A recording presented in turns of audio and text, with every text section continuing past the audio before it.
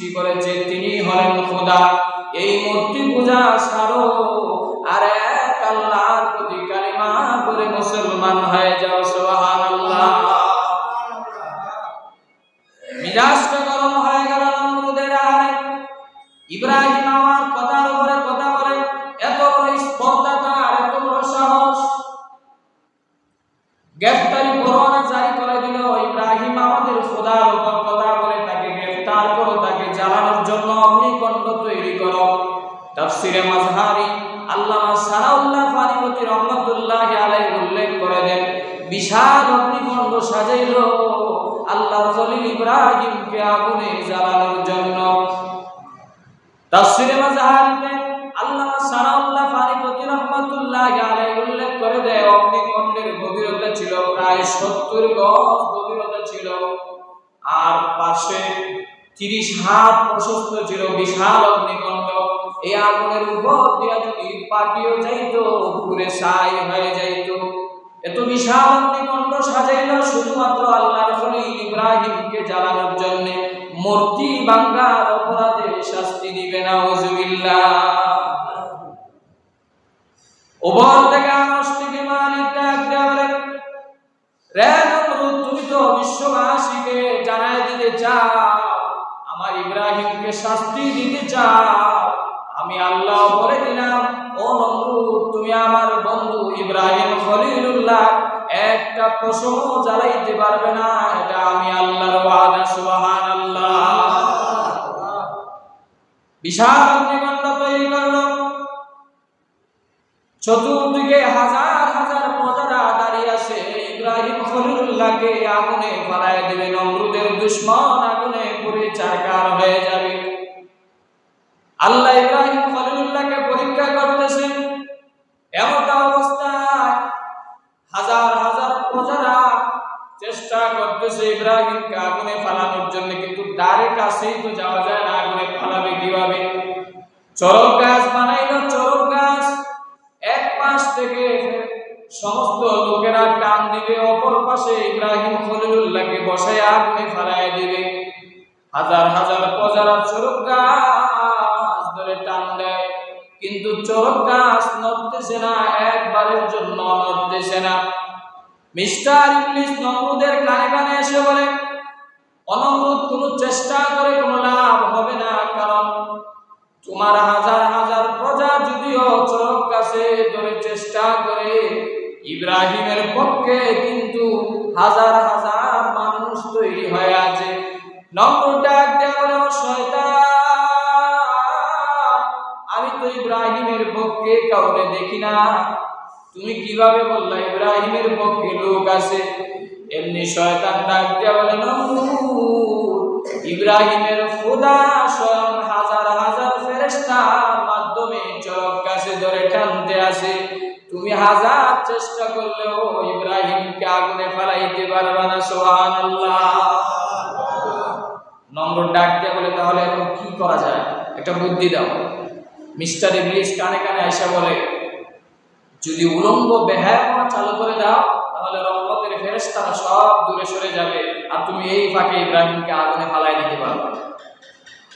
ডাক দেওয়া বলে, নমরুদ হাজার হাজার যুবতী মেয়েদেরকে উলঙ্গ বেহায়াপনা করে এখানে তারার দাঁড় করায় দিল চতুর্দিকে সারিবদ্ধ হয়ে।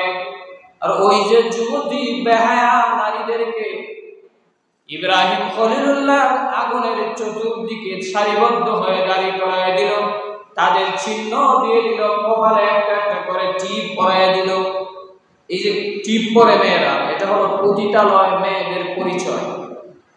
এটা হিন্দুয়ানি সংস্কৃতি, এটা ওই নমরুদ তখন থেকে চালু করেছিল। যারা বেশ্যা, আপনার মেয়েকে টিপ পরাইবেন কি পরাইবেন না এটা আপনার ইচ্ছা, কিন্তু আমি বলে গেলাম এগুলা ইসলাম এলাও করে না। আমার বাংলায় দিলের কান লাগায় শুনবেন, আল্লাহর খলিল ইব্রাহিমকে কত কঠিন পরীক্ষা আল্লাহ রাব্বুল আলামিন করেছিলেন। যেমনি মুহূর্তে মাত্র আগে ফেরেশতারা চলে গেল, উলঙ্গ বেহায়াপনা চালু করে দিল, তারপরেও দেখা যায় ইব্রাহিমকে লড়াইতে পারে না, চরক গাছ নড়ে না। ইবলিস কানে কানে এসে বলে, যতক্ষণ না পর্যন্ত ইব্রাহিমকে উলঙ্গ করবা ততক্ষণ পর্যন্ত চোর গাছ 1 সেকেন্ডের জন্য নড়বে না। নমরুদ ডাক দিয়ে বলেন, হাজার হাজার প্রজাদের মাঝে কে আসো ইব্রাহিমকে উলঙ্গ করে দিবা? কেউ সাহস পায় না সামনে আগানোর জন্য। এক কন্যা থেকে জন্মদাতা বাবা আজর ডাক দিয়া বলে, আমি ইব্রাহিমকে উলঙ্গ করতে পারবো না। নাউজুবিল্লাহ। আজর সামনে আগাইতেছে, ইব্রাহিম খলিলুল্লাহ ডাক দিয়া বলে, ও আমার প্রাণের বাবা গো, তুমি জানো আমার জন্ম হওয়ার পরে আমি মাকে দেখতে পারি নাই। এই পৃথিবীতে আমার আপন বলতে কেউ নাই। আজকে হাজার হাজার মানুষের সামনে আমাকে উলঙ্গ করে বেজ্জিত করে লাঞ্ছিত করিও না। আমি তোমার হাতে ধরে পায়ে ধরে বলি, তুমি আমার জন্মদাতা পিতা, আমাকে এত মানুষের সামনে লজ্জা দিও না। সুরে শুনে না ধর্মের কাহিনী আজর সামনে আগাইতেছে। যেমনি মাত্র ইব্রাহিম আলাইহিস সালাতু ওয়াস সালামের লজ্জাস্থানের কাপড় সরাবে, এমনি আল্লাহ রাব্বুল আলামিনের কুদরতি অন্তরে জুস মেরে যায়। আল্লাহ বলেন, ও জিবরাইল যাও, জান্নাত থেকে পোশাক এনে আমার ইব্রাহিম খলিলুল্লাহ লজ্জাস্থানের হেফাজতের জন্য ডেকে দাও। সুবহানাল্লাহ। ইব্রাহিম আলাইহিস সালাতু ওয়াস সালামকে ডেকে দেওয়া হলো। আগুনে যেমনি মাত্র ফালাবে, জিবরাইল ডাক দিয়ে বলে, ও ইব্রাহিম, তোমার কি কোনো সাহায্য লাগে নাকি?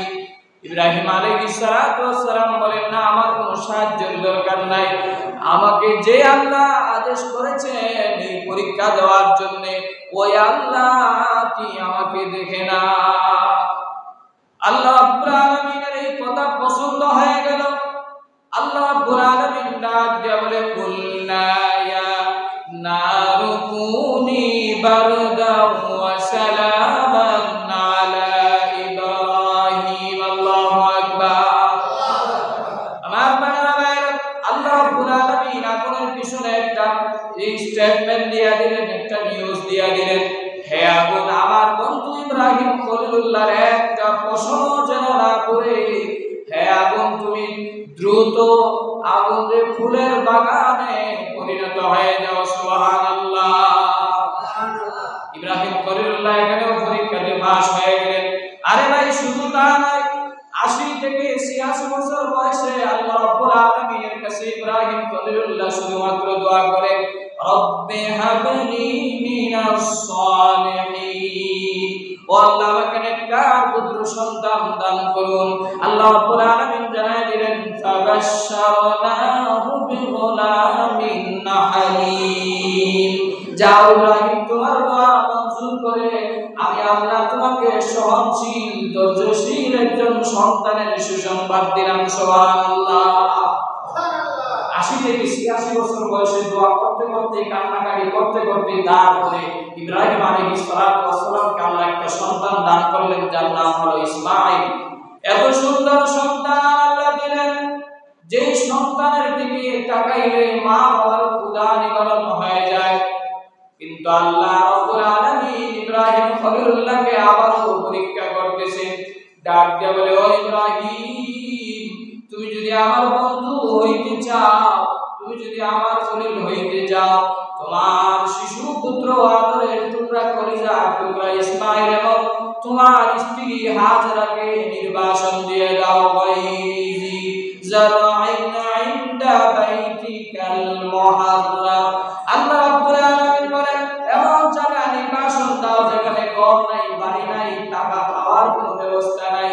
এমন জায়গায় নির্বাসন দেওয়ার জন্য শিশু ইসমাঈল এবং স্ত্রীকে নিয়ে রওনা হয়ে গেলেন। ওই মিনা পর্বতের গুহায় যখন রওনা হয়ে গেলেন নিয়ে যাওয়ার জন্য, রেখে আসতেছিলেন হাজরা ডাক দিয়ে বলেন, স্বামী আমার, কোথায় রেখে যাও? খানাও নাই, পানিও নাই, টাকার কোনো ব্যবস্থা নাই, জঙ্গলার ভিতরে হিংস্র প্রাণীর ভয় আছে, কোথায় রেখে যাও স্বামী আমার?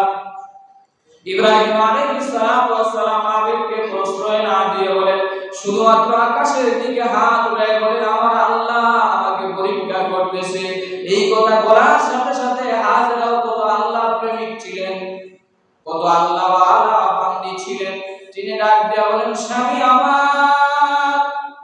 আমরা অর্ডার করে থাকি তাহলে ভয় নাই, কোনো চিন্তা নাই, যে আল্লাহ তোমাকে পরীক্ষা করতেছে ওই আল্লাহ আমাদেরকে খানা পিনার কষ্ট দিয়ে রাখবে না, তুমি চলে যাও, টেনশন করো না, আমি এবং আমার ইসমাইল আল্লাহর কুদরতের নিশানার ভিতরে আমরা ভালো থাকবো। সুবহানাল্লাহ। এরকম নেককার স্ত্রী যার ঘরে আছে তার ঘরটাই হলো একটা জান্নাতের টুকরা। যদি বলেন ঠিক না ঠিক? আমার বাংলায় পুরা কুরবানির আলোচনা হলো একটা ভালোবাসার নিদর্শন। একজন শিশু সন্তান হওয়ার পরেও কেমন আল্লাহকে ভালোবেসেছিলেন, একজন বাবা হওয়ার পরেও কেমন আল্লাহকে ভালোবেসেছিলেন, একজন মহিলা হওয়ার পরেও কেমন আল্লাহকে ভালোবেসেছিলেন। ও পৃথিবীর মানুষেরা, এই তিনজন থেকে কিয়ামতের আগ পর্যন্ত আল্লাহর ভালোবাসার প্রতি একটা ইঙ্গিত করে শিক্ষা নেওয়ার জন্য যত সমস্ত হাজিরা যায়, এই হাজিরা হজ করার জন্য যে উপনীত হয়, এটাও মা হাজরার এখানে নিদর্শন রয়েছে, ইব্রাহিম খলিলুল্লাহর নিদর্শন করা রয়েছে, ইসমাঈল আলাইহিস সালাতু ওয়াস সালামের নিদর্শন রয়েছে, কুরবানি এই তিনজনকে কেন্দ্র করে।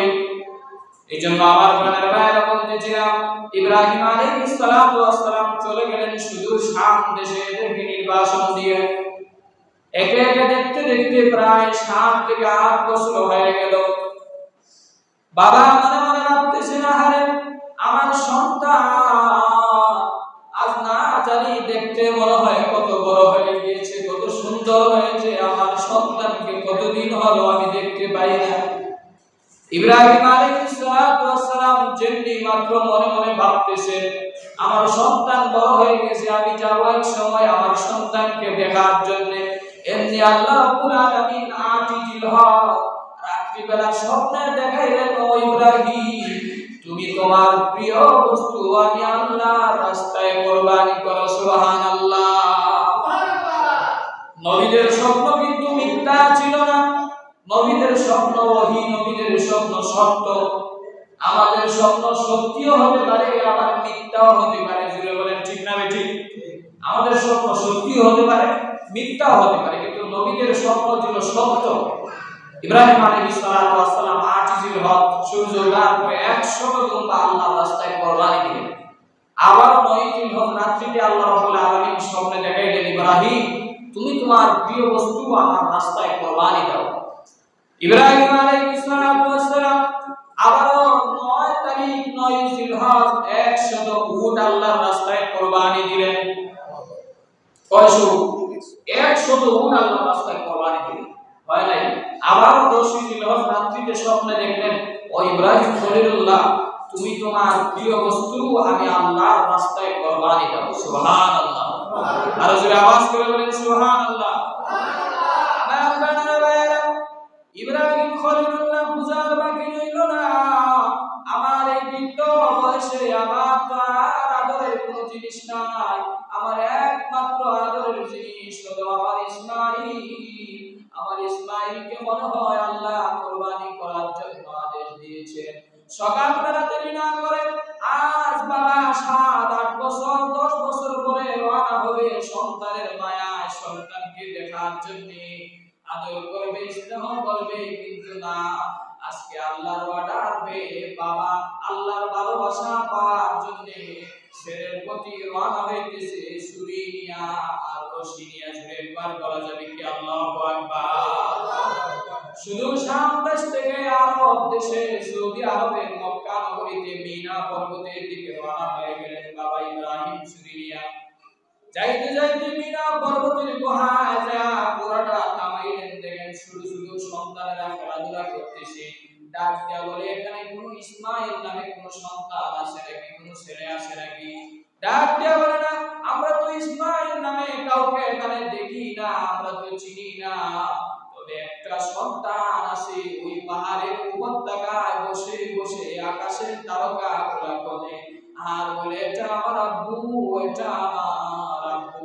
ইব্রাহিম আলাইহিস সালাতু ওয়াস সালাম বুঝার আর বাকি রইল না, এটাই মনে হয় আমার আদরের দুলালি ইসমাঈল হবে। দৌড়ে গেলেন পাহাড়ের উপত্যকায়, গিয়া দেখেন ইসমাঈল কচি আঙ্গুল দিয়া আকাশের তারকা গণনা করে আর বলে, এটা আমার আব্বু, এটা আমার আব্বু।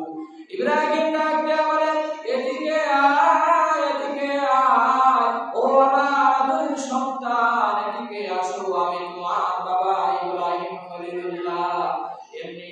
শোনার সাথে সাথে ইসমাঈল আলাইহিস সালাতু ওয়াস সালাম দৌড়ে এসে বাবার বুকে জড়ায় ধরলেন। আর ডাক দিয়ে বলে, আপনি কিভাবে বাবা হলেন? বলে, আমি ইব্রাহিম, আমি পয়গম্বর ইব্রাহিম, আমি তোমার বাবা। এই কথা বলার সাথে সাথে ইসমাঈল চিনে ফেললেন তার বাবাকে। আনন্দে আত্মহারা হয়ে গেলেন। বাবাকে ডাক দিয়ে বলে, ও বাবা, চলেন মায়ের কাছে যাও। আজ থেকে 10 বছর পর্যন্ত আমার মা আমাকে কত কষ্ট করে পরিশ্রম করে লালন পালন করেছে। বাবা, আপনি এতদিন হয়ে গেল আমাদের কাছে আসেন না, চলেন আমরা মায়ের কাছে যাই। এমনি আবেগকে প্রশ্রয় না দিলে ইব্রাহিম খলিলুল্লাহ চলে গেলেন মা হাজেরার কাছে। হাজেরা তো সন্তানকে বাবার কোলে দেখে আনন্দে আত্মহারা হয়ে গেলেন। আহারে, এত বছর পরে বাবার কোলে সন্তান, মাও আনন্দে আত্মহারা, ছেলেও আনন্দে আত্মহারা, বাবাও আনন্দে আত্মহারা। কিন্তু ইব্রাহিম খলিলুল্লাহ তো আল্লাহর আইন মানতে হবে, আল্লাহর হুকুম মানতে হবে। এমনি আবেগকে প্রশ্রয় না দিয়ে হাজেরাকে ডাক দিয়ে বলেন, ও হাজেরা, আমি মালিকের দাওয়াতে যাব, আমার শিশু ইসমাঈলকে সাজায়া দাও। জোরে বলেন সুবহানাল্লাহ। আতর গোলাপ সুরমা খুশবু লাগায়া ইসমাঈলকে দাও গো বিবি সাজায়া, ইসমাঈলকে দাও গো বিবি সাজায়া। আমার বানাওয়া ইব্রাহিম আলাইহিস সালাতু ওয়াস সালাম বলেন, বিবি, আমার শিশু ইসমাঈলকে সাজায়া দাও। আমি মালিকের দাওয়াতে যাব, দেরি করা যাবে না, বিলম্ব করা যাবে না। এই 10 জিলহজ যেই দিন আমরা কুরবানি দেই, ওই দিন আল্লাহর ভালোবাসা পাওয়ার জন্য নিজের সন্তানকে আনা রওনা হয়ে গেলেন মিনা পর্বতের গুহায়। পাহাড়ের উপত্যকায় উঠতেছেন, এমনি ইসমাঈলকে কানে কানে মিস্টার ইবলিস এসে বলে, ও ইসমাঈল, তুমি জানো নাকি তোমার বাবা তোমাকে নিয়ে যাইতেছে জবে করার জন্য? এমনি ডাক দিয়ে বলে, বাবা, আমাকে একজন লোক এসে বলতেছে আপনি নাকি আমাকে জবাই করার জন্য নিয়ে যাইতেছেন। ইব্রাহিম আলাইহিস সালাতু ওয়াস সালাম বলেন, এটা শয়তান, তাড়াতাড়ি পাথর মারো, পাথর মারো। এই কষি আঙ্গুল দিয়া যেমনি পাথর মারলো, এই পাথর মারা আল্লাহর কাছে এত পছন্দ হয়ে গেল, এত পছন্দ হয়ে গেল। আল্লাহ বলে, ও পৃথিবীর হাজিরা, আমার ইসমাঈল যেভাবে পাথর মেরেছে, তোমরা যদি এইভাবে হজে সেই পাথর না মারো, তোমার হজ আমি আল্লাহ কবুল করব না। জোরে বলেন সুবহানাল্লাহ। আওয়াজ করে বলেন সুবহানাল্লাহ। আমার বানাওয়ারা সামনে আগাইতেছে, শয়তান যখন ইসমাঈলকে বদরটা না দিতে পেরে চলে গেল হাজেরার কাছে গিয়া বলে, তুমি জানো নাকি তোমার স্বামী তোমার সন্তানকে জবে করার জন্য নিয়ে যাইতেছি। এমনি শয়তান বলার সাথে সাথে হাজেরা বলে, বাবা কোনদিন সন্তানকে জবাই করতে পারে না। শয়তান বলে, ইব্রাহিম পারে, কারণ তার আল্লাহ তাকে অর্ডার করেছে। সুবহানাল্লাহ। হাজেরা কেমন ভালোবাসার প্রতীক ছিলেন, কেমন ভালোবাসা ছিল আল্লাহর প্রতি। ডাক দিয়ে বলে, ও ইবলিস, যদি আল্লাহ অর্ডার করে থাকে তাহলে এরকম একটা ইসমাঈল কেন, 100টা ইসমাঈলকেও আমরা জবাই করতে রাজি, তবে আল্লাহর পরীক্ষাতে আমরা ফেল করতে রাজি না। সুবহানাল্লাহ। বাবা নিয়ে গেলেন মিনা পর্বতের গুহায়। আল্লাহ রাব্বুল আলামিন সেই কথাই কোরআন কারীমের সূরাতুস সাফফাতের ভিতরে আল্লাহ রাব্বুল আলামিন বলেন, ইন্নী আরা ফিল মানামি আন্নী আযবাহুকা ফানজুর মাযা তারা ক্বালা ইয়া আবাতি ফাআল মা তু'মার সাতাজিদুনি ইনশাআল্লাহু মিনাস সাবিরিন। জোরে বলেন আল্লাহু আকবার। ইব্রাহিম আলাইহিস সালাতু ওয়াস সালাম বলেন, ইন্নী আরা ফিল মানামি, আমি গত রাতে স্বপ্নে দেখলাম, ইয়া বুনাইয়া ইন্নী আরা ফিল মানাম, হে আমার আদরের টুকরা, কলিজার টুকরা সন্তান, আমি গত রাতে স্বপ্নে দেখেছি, আন্নী আযবাহুকা, তোমাকে আমি জবাই করতেছি, ফানজুর মাযা তারা, তোমার মতামত কি, তোমার অভিমত কি, আমাকে জানায় দাও। ইসমাঈল আলাইহিস সালাতু ওয়াস সালাম তিনিও পয়গম্বর হবেন, তিনিও নবী হবেন। এটা বাবা একা সম্ভব হয় নাই কুরবানি দেওয়া। ছেলে আর বাবা দুইজনেই এখানে আল্লাহর ভালোবাসার বহিঃপ্রকাশ করে দিয়েছেন। জোরে বলেন ঠিক না বেঠিক? আরো জোরে বলেন ঠিক না বেঠিক? পিতা পুত্র উভয়ই আল্লাহর ভালোবাসা পাওয়ার জন্য তারা অবশ্যই রাজি ছিলেন এবং খুশি ছিলেন। ইসমাঈল আলাইহিস সালাতু ওয়াস সালাম শুইনা বলতে পারতেন, বাবা আপনি 10 বছর পরে আসছেন, এখন আইসা আমাকে বলেন জবাই করার জন্য, এতদিন আমার মারও খোঁজ নেন নাই, আমারও খোঁজ নেন নাই। না, ইসমাঈল আলাইহিস সালাম এমন কথা বলেন নাই, ডাকে বলেন ক্বালা ইয়া আবাতি ফাআল মা তুমার সাতাজিদুনি ইনশাআল্লাহু মিনাস সাবিরিন। ও আমার বাবা, ও আমার আদরের টুকরা কলিজার পিতা, আপনি যেহেতু স্বপ্নে দেখেছেন আমাকে জবাই করতেছেন, নবীদের স্বপ্ন মিথ্যা হইতে পারে না। ও বাবা, আমি ইসমাঈল রাজি আছি, সাতাজিদুনি ইনশাআল্লাহু মিনাস সাবিরিন। আপনি যেই কাজে আল্লাহর পক্ষ থেকে আদিষ্ট হয়েছেন সেই কাজ আপনি পালন করুন, আমাকে ধৈর্যশীলদের সাথেই পাবেন। জোরে বলেন সুবহানাল্লাহ। ইসমাঈল আলাইহিস সালাতু ওয়াস সালাম রাজি হয়ে গেলেন। বাবা আর পুত্র দুজনে যখন রাজি, তখন কাজ শুরু জবাই করা। জোরে বলেন ঠিক না বেঠিক? জবাই কিভাবে হইলেন, কুরবানি কিভাবে করলেন, এটা জানার দরকার আছে না নাই? আর জোরে বলেন দরকার আছে না নাই? কিভাবে জবাই করলেন, কিভাবে কুরবানি দিলেন, এটা আলোচনা হবে ইনশাআল্লাহ ঈদের মাঠে। রাজি আছেন শুনতে? আর জোরে বলেন ইনশাআল্লাহ। এবার আসেন কুরবানি কেন্দ্রিক কয়েকটা মাসআলা বলি যেগুলো আমাদের জন্য খুবই গুরুত্বপূর্ণ। কিভাবে কুরবানি হইলো, পিতা পুত্র কিভাবে দিল, আকর্ষণীয় জায়গাতে রেখে দিলাম, এটা আলোচনা হবে ঈদের মাঠে ইনশাআল্লাহ। কুরবানি এটা আল্লাহর সন্তুষ্টির জন্য। যিনি কুরবানি দিবেন তার জন্য চারটা শর্ত। কয়টা শর্ত? ভালো করে মনে রাখবেন। এক নাম্বার শর্ত হলো লিওয়াজহিল্লাহ বিনিয়াতিল মাকসুদাতিন লিওয়াজহিল্লাহি তাআলা। কুরবানি হবে একমাত্র কাকে খুশি করার জন্য? আরো জোরে বলেন আল্লাহকে রাজি খুশি করার জন্য নিয়তটাকে সহি করে নিতে হবে। দেখেন আগেরকার যুগের কুরবানি ছিল, কুরবানি করা হলে আদম আলাইহিস সালামের আমলে কুরবানি কবুল হওয়ার আশঙ্কা ছিল, বোঝা যাইত যার কুরবানিটা আগুনে জ্বালায় দিবে তার কুরবানি কবুল। তারা কিন্তু তখন গোশত মাংস খাইতে পারে নাই। এখন আল্লাহ রাব্বুল আলামিন উম্মতে মুহাম্মদীদেরকে আল্লাহ মেহমানদারি করাইছেন। এই ইব্রাহিম খলিলুল্লাহ থেকে শুরু করে মেহমানদারি, যে বান্দা তোমার গোশত তুমি খাও, আমি শুধুমাত্র তোমার অন্তরের বিষয়টা ইখলাসটা আমি শুধুমাত্র দেখব। যদি বলেন সুবহানাল্লাহ। আল্লাহ রাব্বুল আলামিন সূরা ইহরাজের 37 নম্বর আয়াতের ভিতরে আল্লাহ বলেন লা ইয়ানালাল্লাহু লুহুমুহা ওয়ালা দিমাউহা ওয়ালাকিন ইয়ানালুহু তাকওয়া মিনকুম। আমার কাছে কুরবানিকৃত পশুর গোশত আসে না, পশম আসে না, লোম আসে না, রক্ত আসে না, কোনো কিছুই আমি চাই না, শুধুমাত্র চাই তোমার অন্তরের তাকওয়া, তোমার অন্তরের ভয় কতটুকু। ইব্রাহিম যে আমার ভয় ছেলেকে পর্যন্ত কুরবানি দিয়ে দিয়েছে, তুমি মাত্র সামান্য একটা ছাগলের বাচ্চা কুরবানি দাও, মাত্র একটা গরু কুরবানি দাও, তোমার কিছু উপার্জনকে তুমি বিসর্জন দিতে পারো কিনা? আর পশু কুরবানি দেওয়ার সাথে সাথে মনের ভিতরের পশুত্ব ভাবকেও সাথে সাথে কুরবানি করে দিতে হবে। রাজি আছেন তো ইনশাআল্লাহ? এক নাম্বার শর্ত হলো নিয়ত সহি হওয়া। দুই নাম্বার শর্ত হলো যে কুরবানি আমরা করব টাকাটা হালাল হওয়া লাগবে না হারাম। এখন আওয়াজ চলে গেছে, হালাল না হারাম? আর জোরে বলেন। দুই নাম্বার শর্ত কুরবানি করার জন্য টাকা অবশ্যই হালাল হওয়া লাগবে। যেহেতু কুরবানি আল্লাহকে রাজি খুশি করার জন্য, আল্লাহ হালাল পছন্দ করে না হারাম পছন্দ করে? হালাল পছন্দ করে। দুই নাম্বার শর্ত হলো কুরবানি যারা দিবেন হালাল টাকা দিয়ে কুরবানি করবেন, হারাম টাকা দিয়ে কুরবানি করবেন।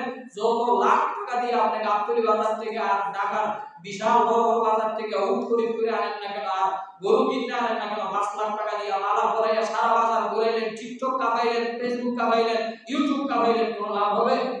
আর জোরে বলেন কোনো লাভ হবে? কিন্তু আপনার যদি খালেস নিয়তে আল্লাহকে সন্তুষ্টি করার জন্য হালাল টাকা দিয়ে একটা খাসিও জবাই করেন, আল্লাহ বলেন আমি এটাও কুরবানি হিসাবে কবুল করে নিব। যদি বলেন সুবহানাল্লাহ। হালাল টাকা চাই। দুই নম্বরে হালাল। তিন নাম্বার হলো কুরবানি করার সময় একমাত্র আল্লাহর নামে কুরবানি করুন। তার মানে আল্লাহ। এখানে আমরা একটা মাসালা মিস্টেক করি, আর এই মিস্টেক করার ভিতরে আমরা শিরকি একটা গুনাহ করে ফেলি। সেটা হলো 7 জনের নাম হুজুরের কাছে লিস্টি দিয়ে ধরায় দিলাম, 8 জনের নাম হুজুরের কাছে লিস্টি দিয়ে ধরায় দিলাম, বললাম এই 5 জনের নামে কোরবানি হবে। ভালোভাবে বুঝেন, এখানে কিন্তু ভুল বুঝেন না, এখানে কথা আছে লুকায়িত। 7 জনের নাম ধরাই দিলাম, 5 জনের নাম, 4 জনের নাম, একজনের নাম, যে হুজুর এদের নামে কোরবানি হবে। দেখেন 5 জনের পক্ষ থেকে, 7 জনের পক্ষ থেকে কোরবানি হবে, কিন্তু নাম হবে কার? আর যদি বলেন নাম হবে কার? এটা আপনি বলতে হবে যে আমাদের 5 জনের পক্ষ থেকে এই কোরবানিটা আমরা দিতেছি। আমরা এই 4 জনের পক্ষ থেকে এই গরুটা কোরবানি দিতেছি, একজনের পক্ষ থেকে আমি খাসিটা কোরবানি দিতেছি। হুজুর যখন জবাই করবে তখন নাম নেবে কার? বিসমিল্লাহি আল্লাহু আকবার, আল্লাহর নামে আমি জবাই দিলাম। কশিদ কালাও কেউ বলবেন না আমার নামে এটা কোরবানি, আমার নামে, আমার পক্ষ থেকে আমি কোরবানি করতেছি, এটা বলতে হবে। না হয় এখানে কথার ভিতরে শিরক হয়ে যাবে। এজন্য তিন নাম্বার আল্লাহর নামে কোরবানি হবে। 4 নাম্বার হলো আল্লাহকে সন্তুষ্টি করার জন্য কোরবানি হওয়া লাগবে। কিসের জন্য? না মাংস গোশত ফ্রিজে বইরা রাখার জন্য কুরবানি। এখন তো অনেক মানুষ আছে 2 লাখ টাকা 3 লাখ টাকা খরচ করে কুরবানি দেয়, আর আশপাশে প্রতিবেশী গরিব কে খাইলো কে ঘুমাইলো এটা দেখার কোনো দরকার নাই। সে নিজের গোশত নিজে কুরবানি দিয়া সারা বছর ফ্রিজে কুরবানি গোশত করে রাখা আছে না নাই? যদিও দৌলতপুর এলাকার মুসলমান ভালো, আল্লাহ প্রিয়, খোদা প্রিয়, আল্লাহ ওয়ালি, কিন্তু অন্যান্য এলাকায় এরকম মানুষ আছে যারা লাখ লাখ টাকা দিয়ে কোরবানি করে নিজের গোশত নিজেই ফ্রিজে বইরা রাখে, আর কোনো খবরই নেই। তাহলে বোঝা গেল আপনি যে কোরবানি দিলেন এটা মনে হয় গোশত খাওয়ার কোরবানি। ঠিক না বেঠিক? আর জোরে বলেন ঠিক না বেঠিক? এইজন্য 4 নাম্বার শর্ত যেটা, কোরবানি হবে একমাত্র আল্লাহকে সন্তুষ্টি করার জন্য। অনেক মানুষ আছে আমি নেতা, আমি টাকাওয়ালা, প্রতি বছর কোরবানি দেই, এই বছর যদি না দিই একটা প্রেস্টিজের একটা লস আছে, আর মানুষও কি বলবে যদি কোরবানি না দেই। এজন্য মানুষকে দেখানোর জন্য কোরবানি মানুষ দেয় কি দেয় না? মালা পরাইয়া সারা গ্রামে হাঁটায়, সারা শহরে হাঁটায়, গ্রাম অঞ্চলে বিশেষ করে বেশি হয়। মালা পরাইয়া বড় গরু আনলো, আর মানুষে বলবে না অমুকা এই বছর বড় গরু দিছে, সবচাইতে গ্রামের উপরে 2 লাখ টাকা দিয়ে সে গরু জবাই দিছে। এটা আল্লাহকে সন্তুষ্টি করার জন্য না মানুষ দেখানোর জন্য? মানুষকে দেখানোর জন্য। এই কোরবানি বিন্দু মাত্র আল্লাহর দরবারে কবুল হবে না। এজন্য 4 নাম্বার শর্ত হলো আল্লাহকে সন্তুষ্টি করার জন্য কোরবানি করা লাগবে। তাহলে দেখেন সংক্ষেপে একটা কথা বলি, আলোচনা শেষ করব যেহেতু সময় শেষ। এখানে কোরবানির গোশতটা এর 20টা মাসালা আমরা গত জুমাতেও বলছি, যারা শুনছেন ভালো করে তো শুনছেন, আরো কিছু মাসালা ঈদের মাঠে ইনশাআল্লাহ বলা হবে। এখানে গুরুত্বপূর্ণ যে মাসালাটা আরেকটা, সেটা হলো কোরবানির গোশতটা আমরা 3 ভাগ করব। কয় ভাগ? 3 ভাগ করে দেব। এক ভাগ নিজের মধ্যে, এক ভাগ পরিবারের মধ্যে, আত্মীয় স্বজনের ভিতরে, আরেক ভাগ হলো গরিবদের ভিতরে। হ্যাঁ, এটাও আছে যে আপনি যদি একা কোরবানি করে একাই খেয়ে ফেলেন সেটাও জায়েজ আছে, এটা হারাম হবে না। তবে নিয়ম হলো, সুন্নত তরিকা উত্তম হলো আপনি 3টা ভাগ করবেন কোরবানি গোশত। কারণ ঈদ তো আনন্দ, ঈদ তো কি নিজে নিজে ঈদ করবেন, আর গরিবের ঘরে ঈদ নাই, আনন্দ নাই, এটার নাম তো ঈদ হইতে পারে না। এজন্য আল্লাহ রাব্বুল আলামিন বলেন, ও নবীজি আপনার উম্মতকে আমি 2টা ঈদ দিলাম, 2টা আনন্দ দিলাম, তারা যেন ফিতরা দিয়া ঈদুল ফিতরের আনন্দ ভাগাভাগি করে নেয়, কোরবানি দিলাম, কোরবানির গোশত দিয়ে যেন গরিবদের সাথে ঈদের আনন্দ ভাগাভাগি করে নেয়। জোরে বলেন সুবহানাল্লাহ, সুবহানাল্লাহ, জোরে বলেন সুবহানাল্লাহ। নেতা সাহেব গরু কোরবানি দিছে, দিয়া গরুর রানটা আগেই জবাই কইরা তারপরে ওয়াইফকে ডাক দেয়া বলছে নাও করে নিয়ে এটা ভাগ করে আগে রেডি করো। তো গরু গোশত রেডি করে দিতেছে, ও অপর দিকে সে গরু গোশত কাটতেছে। তো ওয়াইফ যখন রান্না করে নিয়ে আসছে, রান্না করা কুরবানির গোশত সে খাইয়া আর সাদা লুঙ্গি আর গামছা পরা রাস্তা দিয়ে হাঁটে। তখন সময় কিন্তু ফকির মিসকিনেরা ব্যাগ নিয়ে মাত্র আসতেছে, আর সে দাঁত খিলাল কইরা, দাঁত খিলাল চিনেন, দাঁত খিলাল কইরা বলে তোমরা আসছো, আমি তো কুরবানির গোশত খেয়ে ফেলেছি। এরকম লোক আছে না নাই? আরো জোরে বলেন আছে না নাই? এরকম করা যাবে? এরকম করা যাবে না কোশ্চিন কালেও। এজন্য 3টা ভাগ করবেন, 1 নম্বরে নিজের মধ্যে, 2 নম্বরে পরিবার আত্মীয় স্বজনের ভিতরে, 3 নম্বর গরিব মিসকিনের ভিতরে। এই 3টা ভাগ করবেন। এখানে একটা মাসালা হলো 7 জন 5 জনে কুরবানি দিলে আলাদা একটা ভাগ করে ফেলে এটা গরিবের জন্য, এটা না জায়েজ, এটা করা যাবে না। আপনি আপনার ভাগের যে গোশতটা পাবেন এখান থেকে আপনি নিয়ে আসবেন। আপনি 3 জন শরীক হন, 4 জন শরীক হন, 5 জন শরীক হন, সমস্যা নাই। কয় শরীকে কুরবানি করা যাবে এটা গত আলোচনাতে আমরা করেছি। তো 4 জনে 5 জনে শরীক হওয়ার পরে আপনার যে অংশ আপনি 2 ভাগে দিবেন অথবা 1 ভাগ দিবেন, এটা আপনি পরিপূর্ণটা নিয়ে আসবেন। আয়েশা এখানে ভিতরে আপনি 3টা ভাগ করবেন। আমরা যেটা ভুল করি সেটা হলো 5 ভাগ আমরা 5 জনে কুরবানি দিছি, আর 1 ভাগ এই 5 ভাগ থেকে বাইরে করে গরিবদের জন্য আমরা রেখে দিই। না, এটা হবে না। আপনি আপনার ভাগের কুরবানিটা নিয়ে এসে এখানে 3 ভাগ করবেন। এবং এটা মাইফা মাইফা করতে হবে। শরীকানা কুরবানি যারা করেন এটাও মাইফা মাইফা করতে হবে। বাজার থেকে যখন গরু কিনছেন এটা রশিদা পর্যন্ত 7 জনের অংশীদার, এটার চামড়া পর্যন্ত 7 জনের অংশীদার, এটার লোম, এটার হুল সব 7 জনের অংশীদার। একজন বলল ভাই আমি এই